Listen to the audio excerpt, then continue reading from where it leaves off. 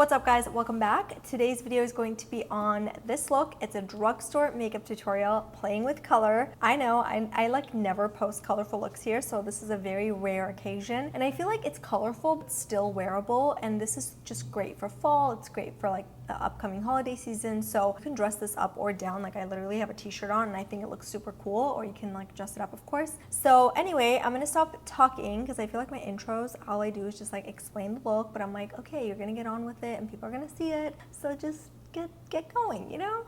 Anyway, I'm gonna get started with the look. I hope you guys like it, and of course be sure to subscribe to my channel if you're new here and hit that notification bell so that you can be notified every time I upload. All right, now let's get started.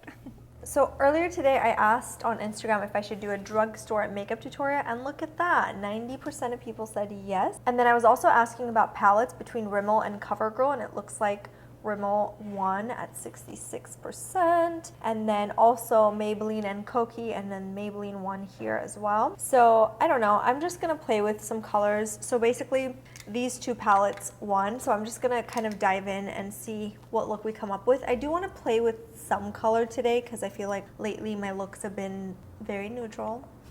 Nothing new there. But you know, changing it up a little bit. So for my foundation, I'm gonna go ahead and try this one for the first time. It's by Revlon, it's called Candid, and it's in the shade 420.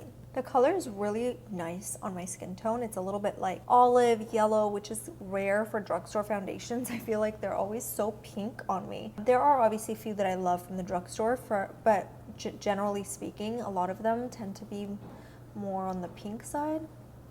I could already tell that this oxidizes, so it's probably gonna get darker over time, which is fine because I do like my foundation to be darker. Oh yeah, I feel like I look more alive, less pale.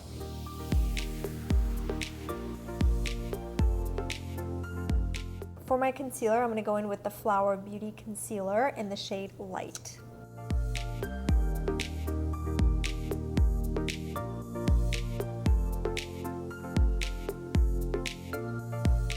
And then I'm just gonna go ahead and buff this in.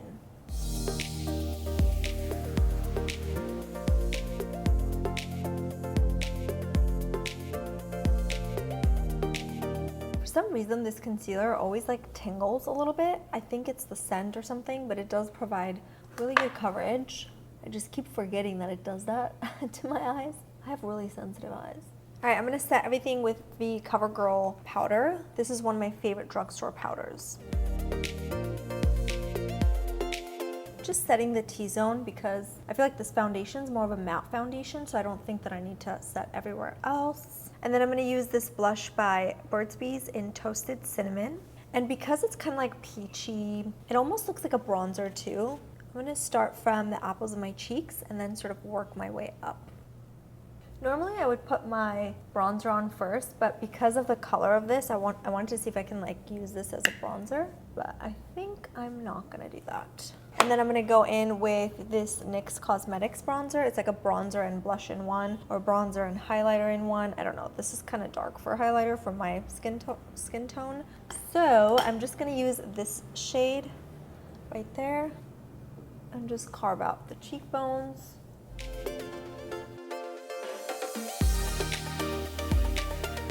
And then a little bit on the jawline. And then I'm gonna go back to my kabuki brush and kind of perfect everything. And then for my highlighter, I'm gonna go in with this one by Pixie Beauty. I'm just gonna use both of these together, just on the high points. For my brows, this is technically not a drugstore product because it's Mary Kay, but it is affordable, so I figured it's okay. Hopefully that's okay, because I just love the color so much. If you really need something from the drugstore, I would recommend the e.l.f. one, but this formula and color is just so amazing, so I've just been hooked. I wish I had like really bushy eyebrows. All the hair went to my head. All right, the brows, the skin, all is done. I'm gonna move on to my eyes. I have no idea what I'm doing today. So let's see.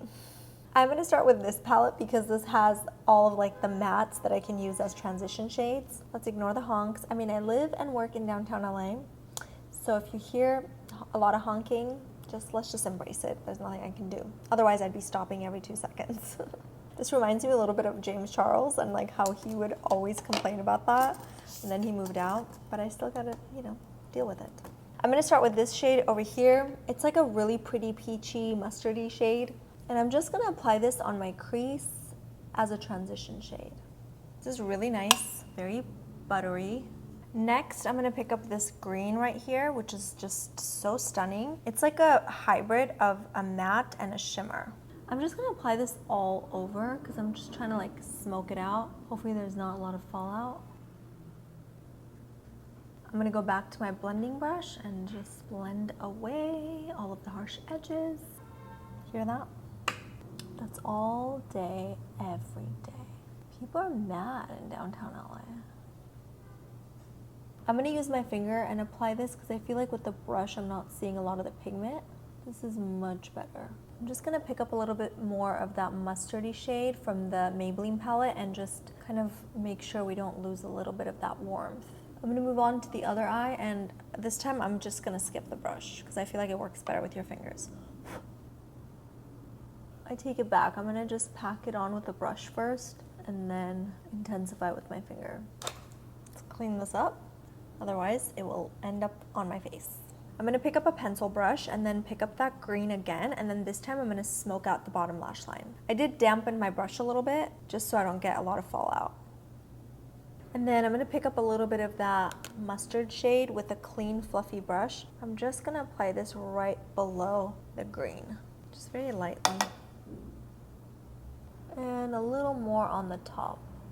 It's very pretty. I think with this look, I would recommend you doing your eyes first and then your base, because I mean, I'm getting just a little bit of fallout here and it looks like I've got dark circles under my eyes. Not a pretty look. I'm gonna use this black liner by Maybelline, just on the inner rim. I'm gonna try something funky right now and use a yellow for an inner corner highlight. I don't know how that's gonna turn out, but if it's bad, then we can always like, I don't know, mask it with something else. Let's just try it. I'm gonna pick up this yellow golden shade with a wet brush. I'm just gonna pop that on the inner corners. Ooh, I like that. I want this to have a lot of color, but still be pretty dark. Okay, love that. I think it's cute. I'm gonna go ahead and clean up a little bit with this concealer right here. This is the Maybelline Age Rewind.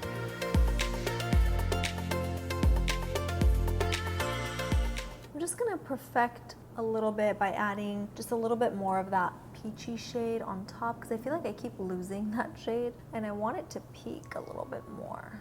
And then I'm still seeing harsh edges, which is my pet peeve, so I'm just trying to blend a bit. Now I'm gonna curl my lashes.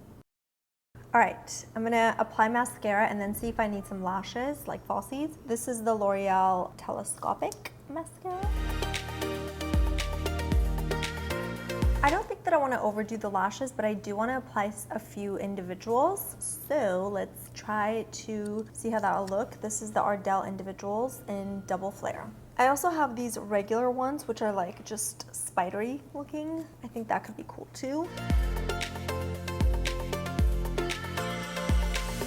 Again, I don't want the lashes to kind of overpower the look because it's already so colorful and bold. I think this looks so cool and different from like things I normally do on this channel.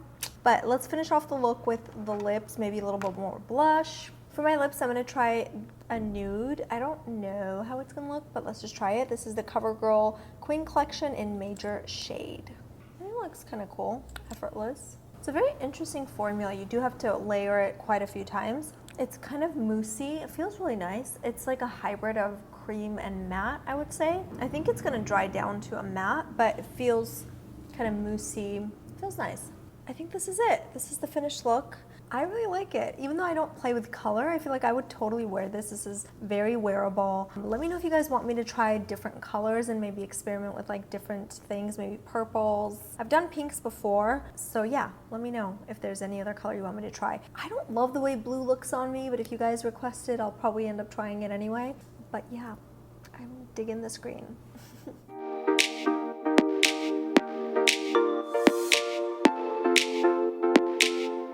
So that is it for this tutorial. I hope you guys enjoyed it. Let me know if you want me to, play with other colors, if you have any requests. And also be sure to subscribe to my channel if you're new and hit that notification bell so that you're notified whenever I do upload. Thanks again for watching, and I'll see you in the next one. Bye guys. I have no idea what I'm doing, to be honest. Oh gosh, because you will be notified whenever I have. I am being really weird today, so I'm just gonna get on with my life. Mic drop.